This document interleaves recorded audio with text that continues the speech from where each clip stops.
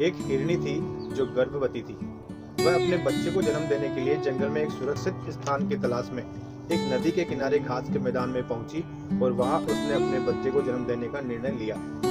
जैसे ही वह अपने बच्चे को जन्म देने की तैयारी करने लगी तो उसने देखा कि उसकी बाईं ओर एक शिकारी निशाना उसके ऊपर साध रहा है उसे मारने के लिए। इतना ही नहीं, उसके दाईं ओर एक बाघ दबे पांव उस पर झपटने की तैयारी कर रहा है।